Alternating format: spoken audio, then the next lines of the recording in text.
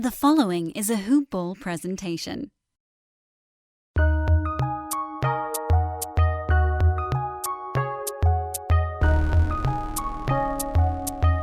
Welcome to the Fantasy NBA Today podcast. I swear, people, if you take one thing away from today's damn podcast, it is that you need to be following my co-host on these Friday shows. It's about freaking time people took notice. The mock draft champion of the universe, Adrian Benjamins. It's so nice to talk to you weekly again, man. You take so much of a burden off of me, and now this is the part of the show where I just sit back and let you go. Dan, happy to be here again, man. Another week in the books. I think we're almost 2 weeks away from preseason. It's happening. Yep, it's like 2.5 weeks, I think. It's right around the corner. I know Joe and Mike, Coach and Mike Apatri, I guess I should say, they've got their DFS show that goes into a daily when preseason games start at the beginning of October. The countdown is on, man. This is the Friday edition of Fantasy NBA Today, which means that, the next show is going to be on Monday. We can follow this. And then Tuesday the 17th, which is just 2 shows away from us right now, puts you 1, 2, 3, 4, 5 weeks from NBA opening night. We're 5.5 weeks from the start of the actual NBA season. Holy crap. Holy crap. Wow. It's almost here. And that means draft season is like 4 weeks away. So I love it, man. Yeah. Draft season is the best. I cannot wait. Yeah, there is a little bit of a letdown after draft season, isn't there? You get with so much buildup, the whole offseason, you're prepping, and the worst feeling in the world is soiling yourself in a fantasy draft after you've been prepping for 3 months. It happens even to the best of us, and then you're just like you're looking at your team going, "What? Like what happened the last 85 minutes? Was I here for this?" And then you really got to pick up the pieces. I love that you just said somewhat of a letdown because I think you nailed it right on the head. The best part about draft season is it's like anything is possible, right? Like all of your sleepers you think are solid. You just stare at your roster just going, like, you just think the world of it. Like you don't have any letdown yet. So nope. I love that's one of the things I love about draft season. It just feels like so much positivity and there's no letdowns yet. My drunk college roommate used to say, and this is a long time ago now, but when he used to get particularly let's say how many sheets to the wind? This was like 8 sheets to the wind. He would always, his reasoning why we need to keep doing stuff was he would say, Dan, the world is your oyster. And that's fantasy draft season. So we've got this countdown now, about 4 weeks until most of us are having our fantasy drafts, maybe 4.5, something like that. And the thing and most of these, we're breaking down mock draft results, we're breaking down real draft results on the podcast. But Adrian, you have a special and unique view because you're the man who does 100 mock drafts leading up to the actual fantasy draft day, or days, many of us in multiple leagues. So I want to exploit that on this show. But before we do that, officially welcome everybody in Fantasy NBA Today. It's Friday. End of the week is here. I'm Dan Besbris, DanBesBris on Twitter. He is Adrian Benjamins with an S on the end. Find him on Twitter. Both of our names are our Twitter handles, which in many cases would be easy, but we probably could have come up with something simpler. Still, if you can find us, you can follow us, and I really do. I beg of you, follow Adrian, man. He's got this thing on lock. He's a dynasty guy, too, which I cannot offer you. And this show is a Hoop Ball and Hawaiian Isles Kona Coffee presentation. Hawaiian Isles Kona Coffee Company, our buddies out on the islands. Oh, man. I really want to go to Hawaii right now. That would be... Oh, me too. Oh, my God. Me too. I want to go out there.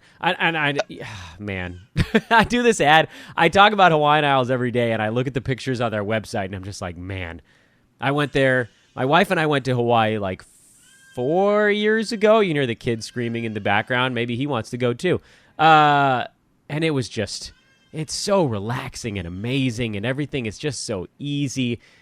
So why don't you have your coffee the same way? That's the way I got to put it here. HawaiianIsles.com is the website, ISLES. Hawaiian Isles on Amazon. If you want to search for them there, you can get it sent prime to your doorstep. HI Kona Coffee is their Twitter handle. Okay, So what I was getting to a moment ago, Adrian, and then I'll tee this thing up for you a little bit here, is because you're constantly, and I'm going to say this is in the trenches, you're like the offensive lineman for us here at Hoop Ball, just banging away against the D-line, trying to push us forward 3 yards by doing all these mock drafts. You're seeing all of the infinitesimally small changes that are happening in real time. And it has to be weird for you, because for me, I'm breaking down a draft result a week. I'm looking through these drafts. I see the things, and it seems like stuff is jumping a little bit. But I got to think, Adrian, for you, it might be almost like when you're around a kid growing up. You sort of don't notice as they're getting taller, but then 6 months later, you're like, oh, you're like an inch and a half bigger than you were 6 months ago. And that, I think, is where I'm at, because I'm not doing it every day. And for you, you're seeing all these little itty-bitty changes. So I thought it might be kind of cool for us on Friday to do a little segment we can call Adrian's Eyes on the Ground. You're on the ground. You're pushing forward. You're making a hole for the running back to get through. You got your eyes on the ground. You got your ear to the ground, or whatever you want to call it. What are you noticing?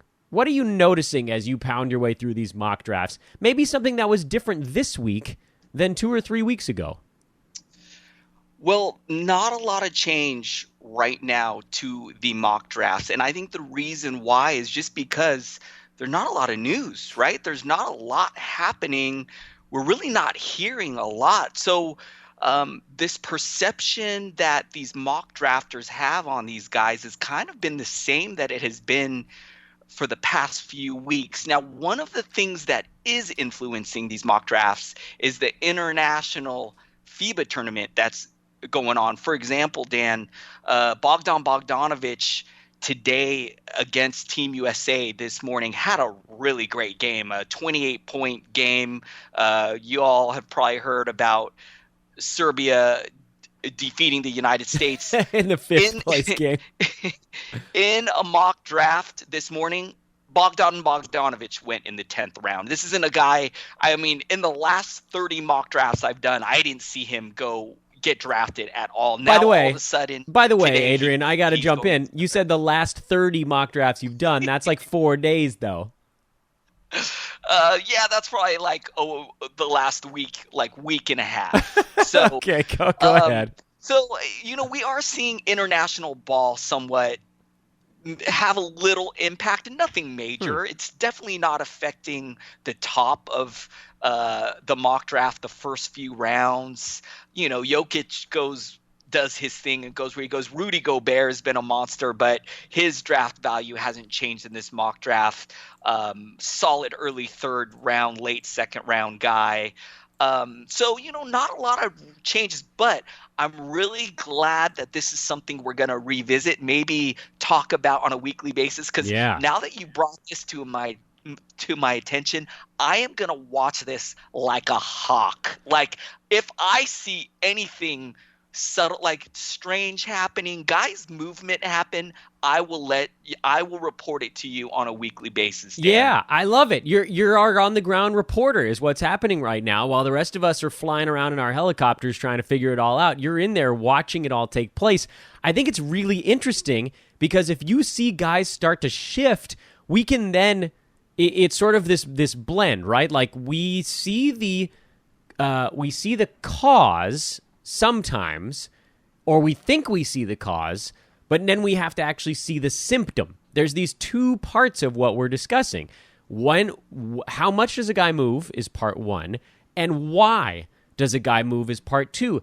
And between Twitter and other fantasy sites and pro mock drafts and draft guides, by the way, Hoop Ball draft guide still available, $15.99, get it right now, but all the different draft guides out there, that's the why, but then we don't know exactly what the change, the delta, to get a little nerdy on this thing, what the delta is, and you're in there, and you're watching it happen in front of your eyes. So far you're saying, based on Yahoo ADPs generally, guys haven't really moved all that much. That's actually really interesting to me, because draft guides across the board are coming out right now. Hoop Ball's draft guide came out 3 weeks ago. Basketball Monsters, I think, came out 2 weeks ago. Roto World's come out in like 3 days. These are things that could move ADPs, and what you're telling me is just as interesting is they haven't yet. They have not. Now, there has been movement since the date the Yahoo drafts officially opened up, which, gosh, man, when was this? About a month ago? I think it was about 8. Oh, man, I'm just totally guessing here. Like 8:15, 8:20. So, for example, there was a group of bigs that I love in Jaren Jackson Jr., Bam Adebayo, Thomas Bryant. These guys were going when the Yahoo mock drafts very first opened. Due to how they were ranked in the Yahoo list, they were going in the 6th to 7th round. Now, Bam Adebayo's going in the 4th round. Jaren Jackson Jr. and Thomas Bryant are at the very end of the 4th round. I'm very scared that their ADP is going to keep pushing up and up and up, because when these mocks first opened, it was so fun to get these guys in the 6th and 7th round. And now to have to choose between them in round 4, Dan, I'm really hoping that their ADP, I mean, in the preseason and in real draft season, I hope this doesn't push up even further. So there has definitely been movement, but in the last 2 to 3 weeks, there really hasn't been any major movement in these Yahoo mock drafts. The guys you mentioned there, 2 of those 3 were guys that I put on my hype train watch list right at the beginning of the offseason. And that was Bam and Thomas Bryant. Those were 2 guys that I immediately put on my hype train watch list because everybody left Washington, and I thought, man, I hope nobody noticed this guy. And then Bam, well, that was an obvious one. He got the starting job, and then Hassan Whiteside got traded, and I was like, this dude's going to be on every analyst's board. He is going to get blown out of the water. His ADP is going to be so pricey, and you're seeing it now. And it's funny, too, because our buddy Eric Ong, who writes for Hoopball, one of our editors, one of the results that he sent over, the one we analyzed 2 weeks ago, was actually pre-Yahoo League's opening.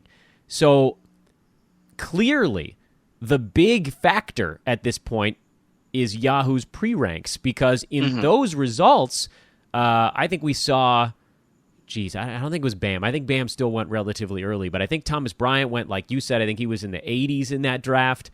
Jaren Jackson still went relatively early, but there were some other hype guys mixed in there that were going at like 85, 95 that are going at 50 now. I remember who it was. It was Derek Favors. Derek Favors went at like 78 in that one, and then Yahoo came out with his ADP or his pre-rank at like 39, and now suddenly his ADP's in the 40s. So it's Yahoo that's blowing everything up right now. Yeah, absolutely. That was kind of strange, Derek Favors being high. And it is very interesting how the way Yahoo has the guys listed, how they have them ranked, how you see them in your draft queue. It really does affect where the guys go, where they get drafted. You do see 1 or 2 guys in these mock drafts that are not following that. Like, they're obviously following maybe a ranking list off of Hoopball or their own ranking list, Yep. because you'll see a guy get drafted where he's not even listed anywhere near the page yet. And it's not that it's a bad draft pick, but it's really clear that they're not looking at this Yahoo list. And, one of the interesting things when I'm doing the Yahoo mock drafts, sometimes there's a guy, for example, Jason Tatum or Miles Bridges, where I don't mind taking this guy maybe a round or 2 earlier where Yahoo has them. But I know that since they're not listed anywhere in the queue anytime soon, I know I could take Bledsoe here, and I could wait on Tatum for another round. Where in a real draft, maybe I would just take Tatum in that round 4 or 5 slot where I'm happy taking him. But because in Yahoo they don't have him listed until like early round 6, I feel safe waiting. So it is really interesting how that Yahoo rank queue really does affect the way that these mock drafts go. Yeah, say Yahoo rank queue 5 times fast, huh? That's a good one. Adrian is an IPA deep at this point, so you're really in trouble. Oh man, and it has been a long day, man. I just helped my son out with his homework, and Ooh, what subject? Dan, I'm really scared. He's doing math. He's only in 1st grade, but man, I was not the greatest. I think the farthest I got into math Man, how far did I get? I didn't get into calculus or anything like that. So I'm really scared when my son starts, getting older.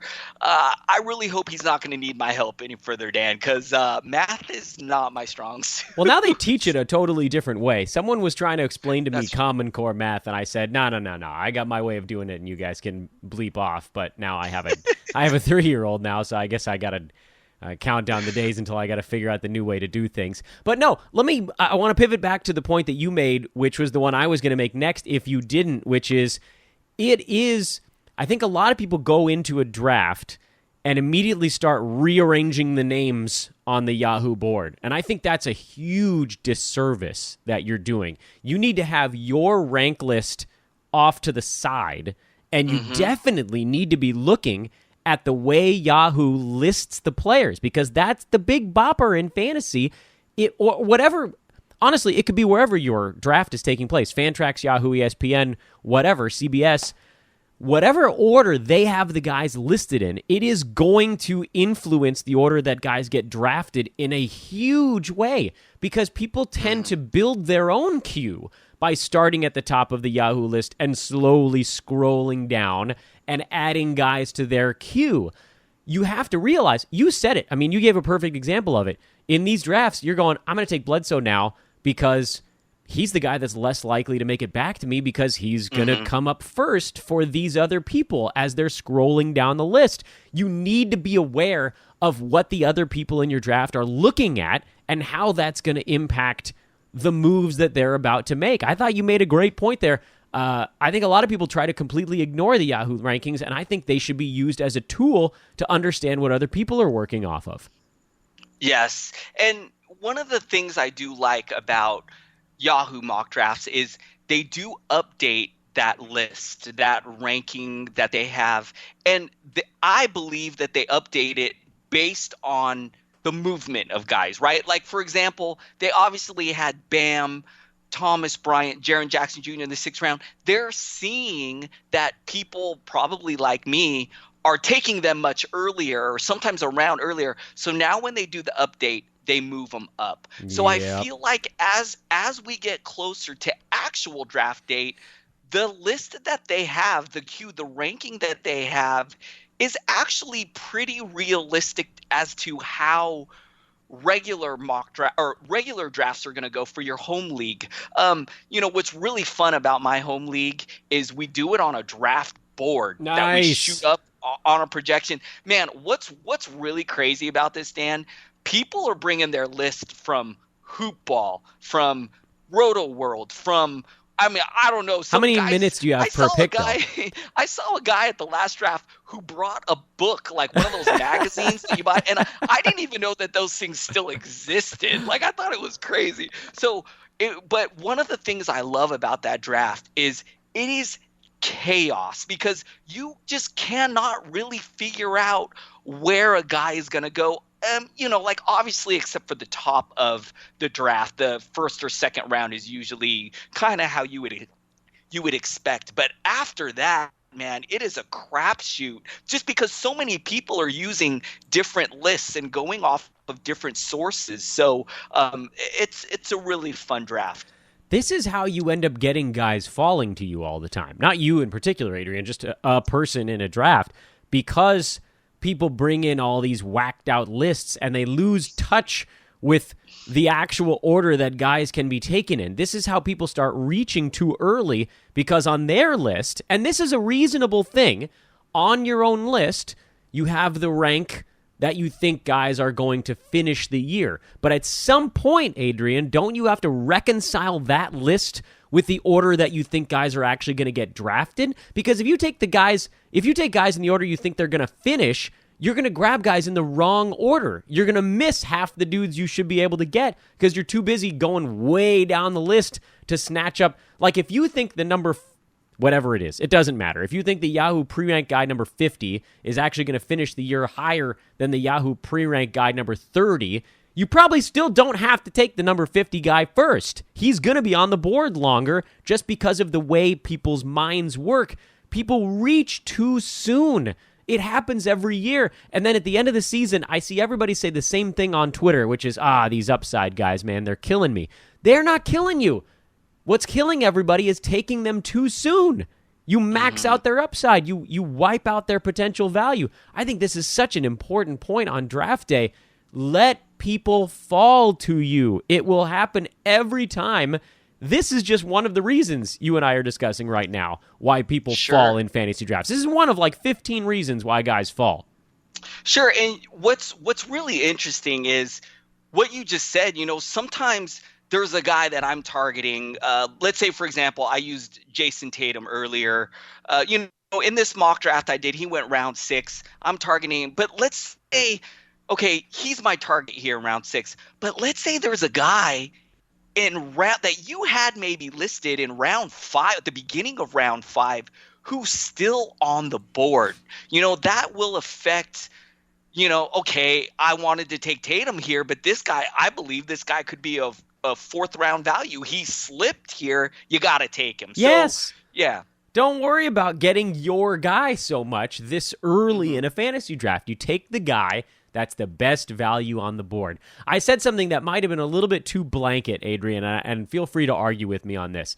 On a podcast earlier this week, I said, if in the first 5 rounds of a fantasy draft, and obviously you can't do it in the first round, so rounds 2 through 5, if those 4 picks each performed 1 round better than the round you drafted them in, you'd be in a top 3 in your league without doing anything else the rest of the year. Agree or disagree? Yes, absolutely. Yeah. Absolutely. Yeah, and that's what I thought too. I got to say, one of the best things that happens in these mock drafts, it makes me so happy. Dan, it's so funny what makes me happy, but what's the greatest thing in these mock drafts is when you're in a round, for example, let's say you're in the end of round 4, you can't decide between Bam Adebayo and Jaren Jackson Jr., and you're racking your brain, and you're just like, what, I'm going to take Bam Adebayo. He's higher ranked for whatever reason. And then in round 5, the guy that you thought that you had to choose between is still there in the next round. That is the greatest feeling in the world. That's when you know you made the right call. Yeah. To quote the great Jack Bauer. To quote the great Jack Bauer, you made the right call. Because that's half of the game, is trying to figure out which of your guys can get back to you. It's why it's important to know what websites everybody else is reading. I mean, honestly, Adrian, the fact that you guys are all doing this on a projection screen and you can see what papers they bring in, if you see the logo of a website on the top of their sheet, you can know immediately which guys they're targeting. Like if they roll in with a hoop ball sheet from last year, you'd have been like, oh, okay, I know which guys this dude's going to grab. I know when I have to take them. I know they're going to try to pick Pascal Siakam before me last year. If they roll in with like who was Roto-World's guy last year? Was it Jamal Murray? I think Murray was their guy last year. Then if this is a guy you're targeting, you're going to have to jump that dude in your fantasy league. This is stuff. These are these little things that help you get the guys you're targeting. But I will add now, before we segue to our next point, we spent a half an hour on point number 1 here, which, by the way, I think is actually kind of fun. This is the deep dive stuff. This is what wins leagues. For me, I said this on last week's podcast, but I'll repeat it because we're every week there's like 20 to 30% of people come back to basketball. So welcome back, everybody. As you work your way towards the end of the draft, that's when, for me, I target the player and not the value. At the beginning of a draft, I target the value and not the player. At the end of the draft, I target the player and not the value. And what I mean by that, and maybe it's probably not that clear just in one sentence, is at the beginning of a draft, I'm not targeting individual people. I don't go into the 3rd round going, this is the guy I want in this round. I go into the round saying, I want whoever falls the farthest. I want the guy that has the easiest path to beat this ranking. But once you get past pick 75, I start picking the player. And I'm not worried about guys that are falling because at that point, if they're falling, it probably means I don't want them very much. So I'm going to go get the guy that I want on my team, the upside guy who's ranked 110 or whatever. It doesn't matter. I want the guy that has the chance to end inside the top 50. And once you get to pick 75, the odds of that happening are pretty much the same for every single person ranked between 75 and 175. How do you feel in terms of How do you proceed through your draft? We talked about this a little bit last week, but I think it's worth going over again. So I think you're absolutely right. I feel like each round has a different you have a different goal in each round. For example, in round 1, you basically just want a guy that's going to finish with that first round value, right? Yeah, don't screw it up.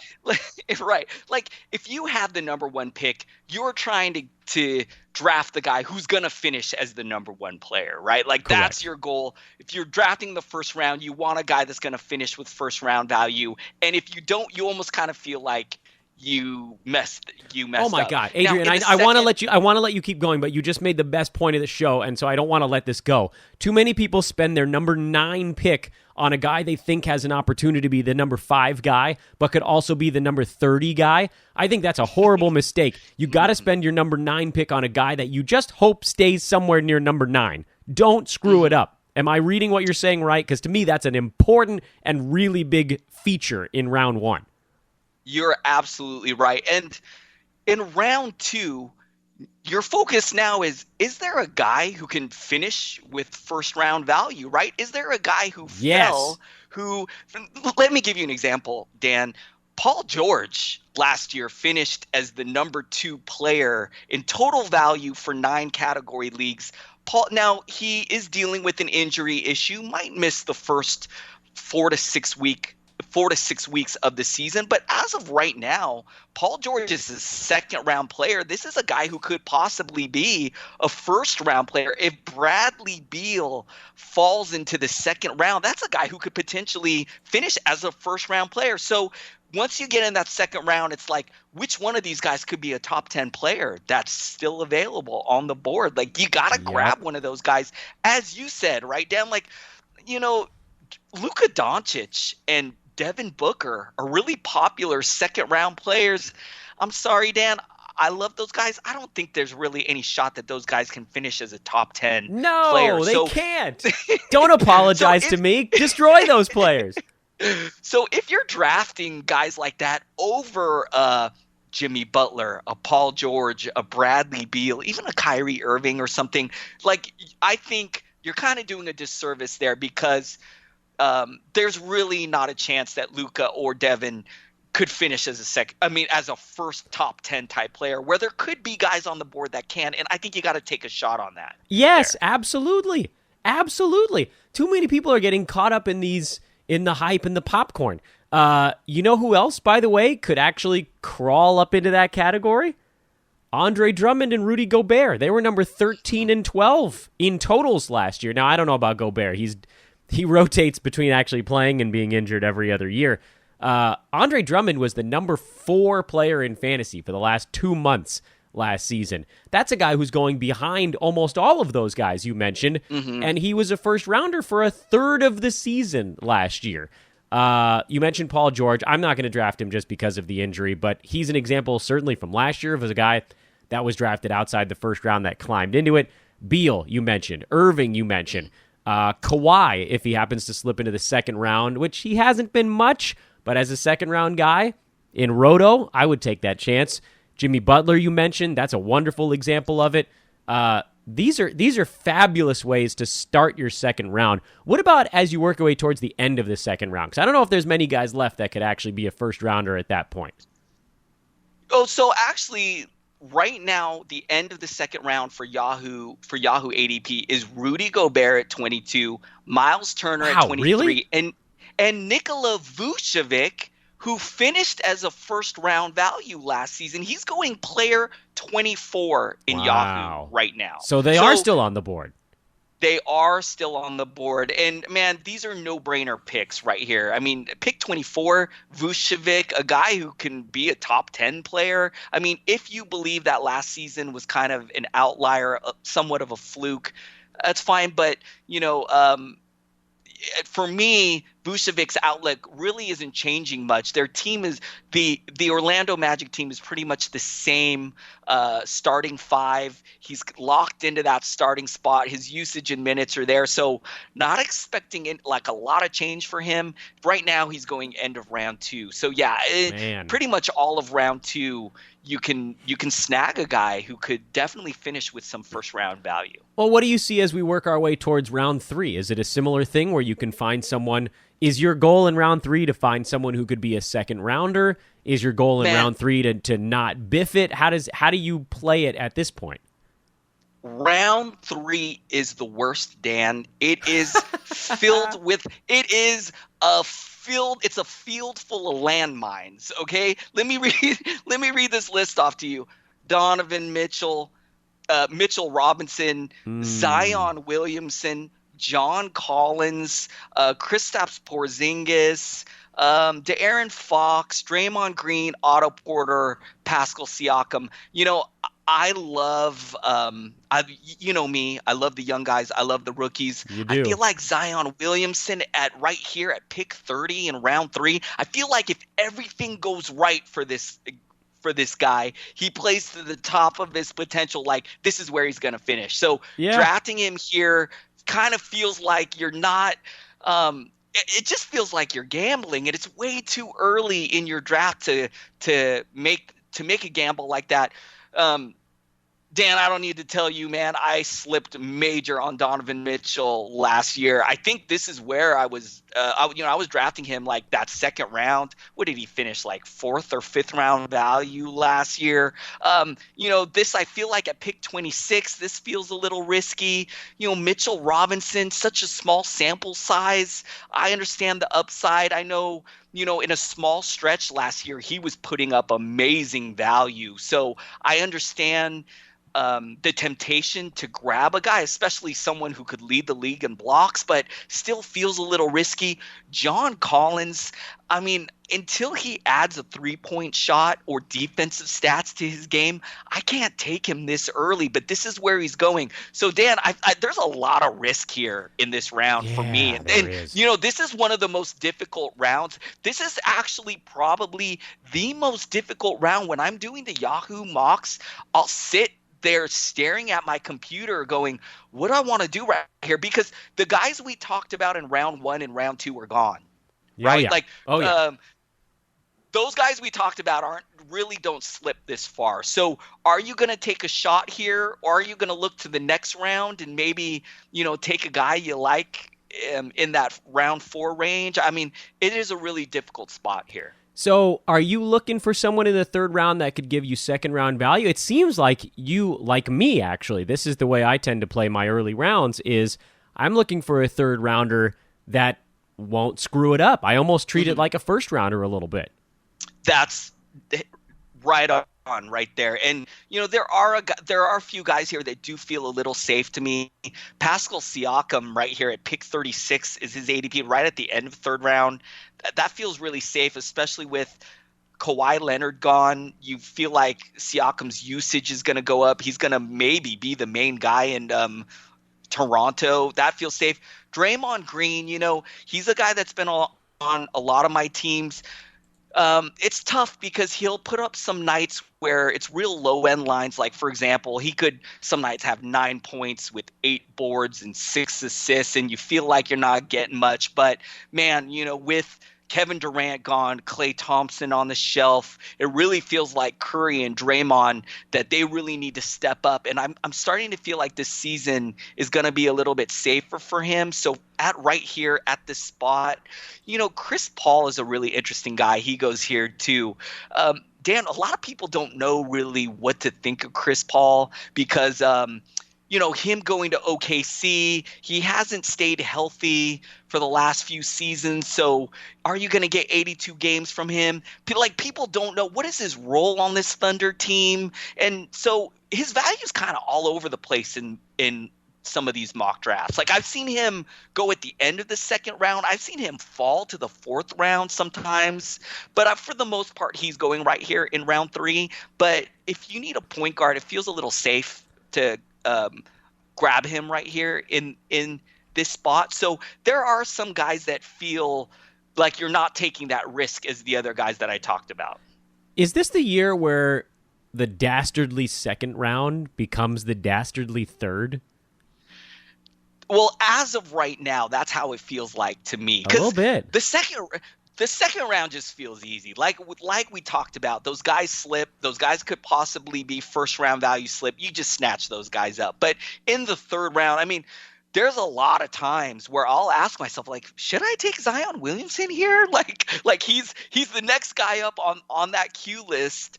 I do need a big. Should I take this guy? Like, sometimes I'm trying to talk myself into it when it just doesn't feel right. Like, it doesn't feel I just feel like I'm taking too much risk. So yeah, man, this round 3 is a really strange round. It's a really strange round. It's one of the only rounds where I don't think I'd want to be in the middle. I always love being in the middle because you have less time in between picks. A lot of your guys fall back to you. And round 3 is like the only round I can think of where I don't really want to be in the middle because there's just like nobody there. The good ones from the second round that might have trickled into the start of the third round, those guys are gone. And you can't in good faith go grab someone that's sitting in the fourth round because you're just jumping the gun. You're stuck there. You're stuck taking a chance probably on a third round guy unless you want to dig deep and grab I don't know, like a Conley or a LaMarcus Aldridge. But those guys would probably be around for you in the next round anyway. That's a tough spot to be in. Yeah, those guys are staples in the fourth round. Conley and Aldridge. Yes. The mock that we were breaking down this week, and we covered the third round on Tuesday's show, went like this. These are the 12 names. I'll read them off to you because they're going to sound oddly familiar. Donovan Mitchell, John Collins, D'Angelo Russell, Kristaps Porzingis, Russell Westbrook, who fell quite a bit in this draft, Chris Paul, Kevin Love, DeAndre Ayton, who is probably one of the safer third-round picks. Mitchell Robinson fell to 33, Ben Simmons 34, LaMarcus Aldridge 35, and Jaren Jackson Jr. at 36. A lot of landmines on that list. How many of those names even sounded remotely safe to you? Like 3 out of the 12? Yeah. Oof. Yeah, probably about 3. Okay, so let's do the fourth round then. The fourth and fifth round. For me, this is where I start to get a little bit more adventurous, but generally my theme remains the same, which is someone's going to fall to me in these rounds. In the fourth round of the mock that I was covering this week, Clint Capella fell to me. In the fifth round, Otto Porter fell to me. I didn't have to target anyone. I just waited and waited, and I saw, okay, this is the guy who should have been drafted far sooner than this. I'm just going to take that guy. I never even stopped to think about who I was targeting in those rounds. How do you handle 4 and 5? And then we'll put a pin in this discussion. Well, round 4 definitely has a group of safer guys. Now, I don't know if safe is the right word, but when I say safe, I just mean you kind of know what you're going to get. LaMarcus Aldridge, Kevin Love, DeMar DeRozan, Buddy Hield. Like, these are guys you can kind of lock them in for value, as long as they stay healthy, guys like Kevin Love. But Clint Capella goes at the end of the fourth round. I mean, this is a guy, Dan, we talk about this guy, you and I, all the time. I mean, he's like a lock for third round value. So round 4 is a little bit easy for me. I also love targeting Bam Adebayo, just the guy I want on a lot of teams. And usually I feel like if I don't take him here in this fourth round, he's likely going to be gone if I wait. So he ends up on a lot of my Yahoo mock draft teams. But for me, this is a much easier round to choose from. There's less question marks when I'm up in this round. Usually I'm picking really quickly. So are you shooting for a third round value, or are you shooting for a higher mark, or are you going more with the Dan Besbris method, which is just wait for an old guy to fall into your lap and don't worry a ton about what the potential upside is? What is your goal in round 4? I don't mind shooting for higher value. There are guys like LaMarcus Aldridge, Kevin Love, who could definitely exceed this value here. Sometimes it may be a little early, but sometimes I am thinking of a position as well. Like, if I've gotten a guard or two early and I haven't taken a big yet, that's one of the reasons why I love taking Bam Adebayo right here, is because I got to get some blocks. And so, maybe a little too early, though, to be thinking of team need right here on your 4th pick. But there are times where I am looking already at the makeup of my team. I'm seeing possibly two guards and a small forward, and I'm thinking to myself, man, who's the best big? And you know what? I don't mind taking LaMarcus Aldridge or Bam Adebayo right here. So that kind of comes into play. But same thing for round the most 5. part, yeah, same thing around 5. And then of course, you're still thinking like, hey, is this guy going to return this value or exceed this value, right? Like you don't want to be taking a chance on a guy who like there's a 50-50 chance he's going to return value here, right? Like I wouldn't want to be taking that risk right here. Okay, here's what I want to do going forward. Let me know if you're on board. Adrian, you're in the trenches. You're fighting it out. You're our man on the ground. You got your satellite, so you can wire the news back to Hoopball HQ. Let's pick a handful of guys. Maybe they can be buzz guys. Maybe they can be boring guys. Handful of guys that I want you on the ground keeping a close watch on. You want to pick first, or you want to pick second? I think we can each pick 3 guys, and you're going to be on the report there. Let's do it. Okay. Let's do it. Why don't you pick first? All right, guy number 1. I'm going to try to focus on guys that I specifically think could have major movement from now between when we're actually drafting. So I'm going to kind of go through and take a look at this list. All right, my first pick. Why don't you go first? My first pick for Adrian's on the ground reporting. Adrian CBS Live Eyewitness, whatever we're called, Mitchell Robinson. Because I know his ADP is 28, but I have not seen him go at 28 in any draft I've covered so far. He's gone in the 30s in every single one. So I'm curious about that. Okay, I have actual mock draft results of the last one I did, and he went round 3, pick 9 in round 3. There you go. Of the very latest one I've done. But yeah, I think that's a great pick because I've seen him go as high as the end of round 1, which I think is a little ridiculous. Yeah, which is absolutely crazy. In fact, when that happened, I remember someone in the chat was like, wait, why is Mitchell Robinson going here? Like didn't even understand. But and then I've seen him often go in round 2. So yeah, very interesting name. I like that pick. Okay, who's your first one? So my first pick is Shai Gilgeous-Alexander, and right now currently going in round 7, pick 77. I think this is a guy who could drastically jump up to maybe as high as round 5 value. If we know for sure that he's going to start next to Chris Paul, if he has a really great preseason, there's a lot of buzz on this guy. I think this is a guy who could possibly have some movement here. Yeah, I'm pretty worried about him pricing himself out with all the buzz. I know that there are a lot of analysts out there that are on him right now, and that's gonna ruin his value if that doesn't cool off in the not too distant future. I'm not going to pick Jaren Jackson Jr. because I have a feeling he's going to be on one of your lists, but I am going to put Bam Adebayo on there because he was like the honorary he was the conductor of the hype train this offseason. Just knowing everybody was going to be on that name. He's going in the 4th, man. That is a massive leap for that dude. There's maybe a little bit of room above that. I'm curious, does he push higher, or is he a guy that now pushed as high as he will push, and maybe there will be a tiny bit of fade between now and actual draft season? So Bam is my second pick. Who you got for your second guy?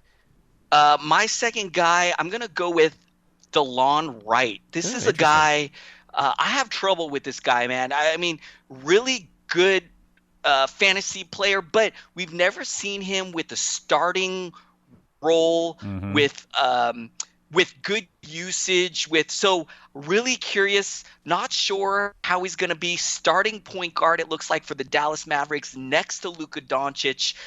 We're going to see Kristaps Porzingis. I don't know what to think of him, Dan. Right now going at the beginning of round 9 in these Yahoo mock drafts, I'm really curious to see with the preseason where if he's going to have any movement. Is this where he's going to stay? I'm not quite sure even how to rank him myself. So this is a guy that I definitely want to watch. All right, my last pick is actually a quartet of old men. I'm bending the rules a little bit here. It's the old man contingent. They're a barbershop quartet.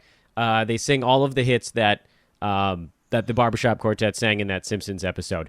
So this old man contingent is LaMarcus Aldridge. It is... I lost track of the second name. Eric Bledsoe. Sorry, I forgot who my second guy was there. It's Kyle Lowry as the third one, and Otto Porter is the fourth one on the list. This is the old man contingent. I know Otto's not that old, but it doesn't matter. He has an old man fantasy game. These guys are all slipping. LaMarcus, Bledsoe, Lowry, Porter. These guys are all slipping way beyond where they should be going.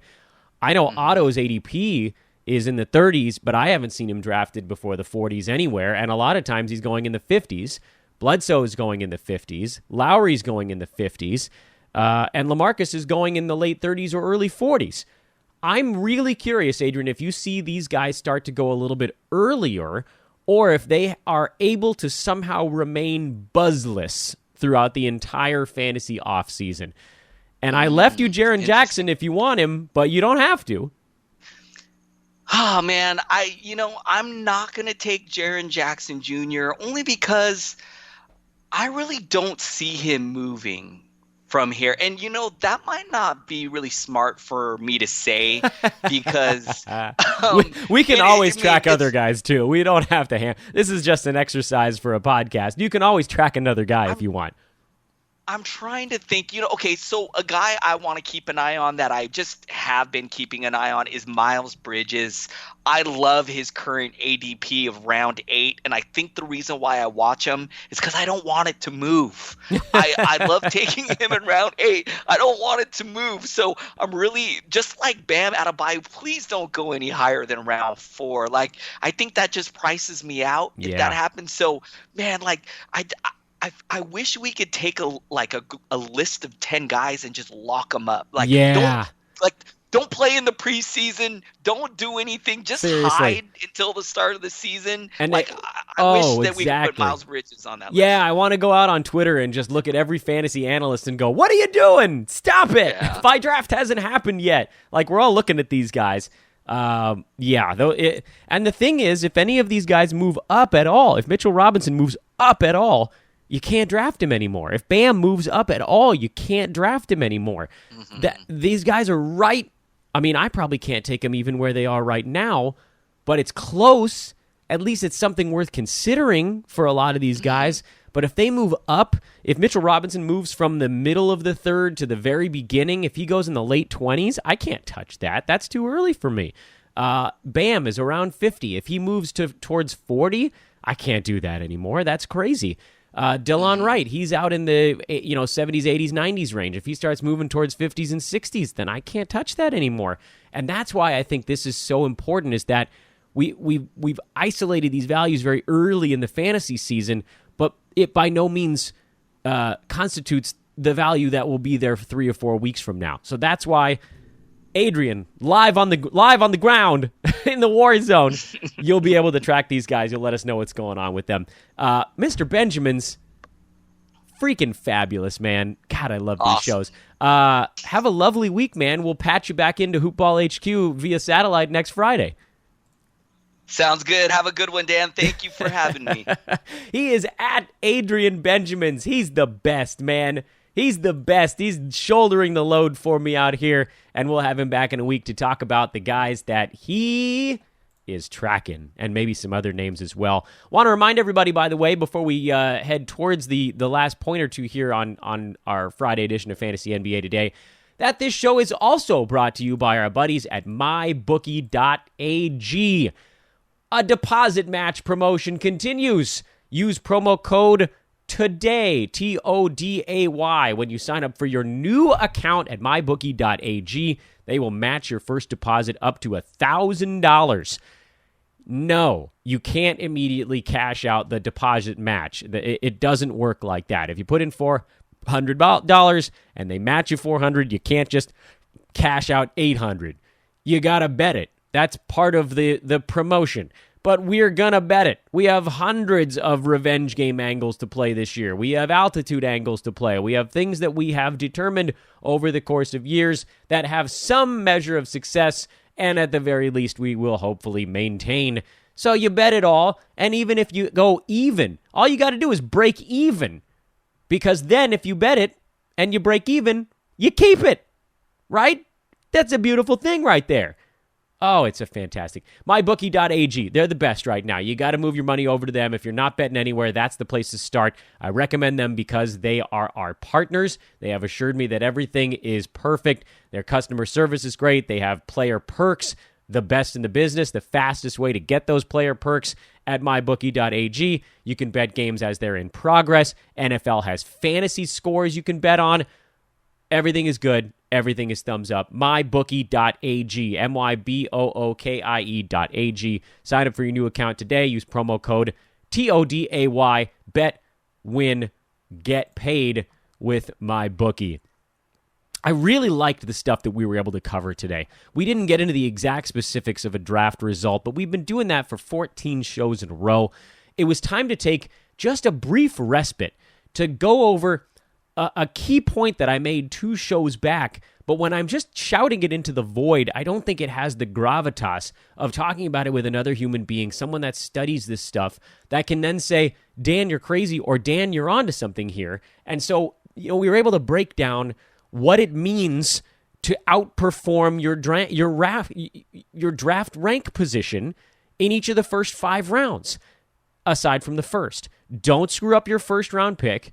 Look for guys that can go 1 round higher in every round. That's all you got to do. You don't need to get the 3rd round pick that could be a 1st rounder that turns out to be a 7th rounder. Just go get the 3rd round pick that's going to be a 3rd or a 2nd round guy. When you get into the 6th round, the 7th round, the 8th round, then you start shooting for the top 50 guys. You don't need 8 first-round picks on your team to win your league. Yeah, sure, you will if you have 8 first-round picks, but nobody does. And this is the math that I brought up earlier in the week that I want to rehash here to close out today's podcast. The math is, if you make picks in the 2nd, 3rd, and 4th rounds, and each one of those is 1 round better, then you have a 1st, a 2nd, and a 3rd round pick. If you make picks in the 2nd, 3rd, and 4th rounds and you shoot the moon and your 4th round pick is a 1st rounder, but your 2nd and 3rd round picks underperform as a 3rd and a 4th, the 3, 4, and the 1 is actually worse than the 3, 2, and the 1. It's better to take the easy play until you get into the middle rounds. Folks, that's another week in the books here at Fantasy NBA Today. Thanks so much to everybody that's been tuning in throughout the offseason, and welcome to those that are joining us this week for the first time. Please, if you're enjoying what you got, rate and review the podcast. It's so easy to do if you're on a computer. Just click on the links we send out from @Dan Besbris, @Adrian Benjamins, @Hoopball Fantasy. If you're on an Apple mobile device, open up the podcast app on your phone. Use the search button in the bottom right corner. Search for Fantasy NBA Today. Push the first result. That's us. It's easy. We come up first. We make life easy for you. Click on the show title. Not an episode. The show title. It's over on the top left. Scroll down about 5 episodes, and there, before your eyes, is a place to rate and review the show. Took me less than 90 seconds to explain how to do it, which means it can take even less than that to just do it. Please do. Again, drop a 5-star review on the show. We still have Hoopball Leagues open. Shoot me a note @Dan Besbris. I'll get you placed. Roto head-to-head, $50 and free. Back on Monday, we'll start breaking down our next draft result.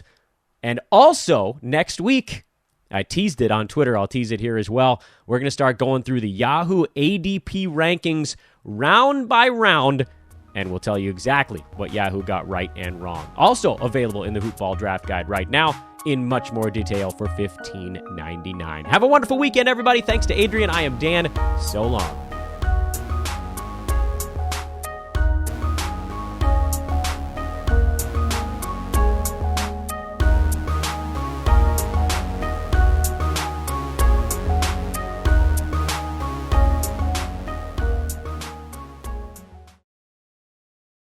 This has been a Hoop Ball presentation.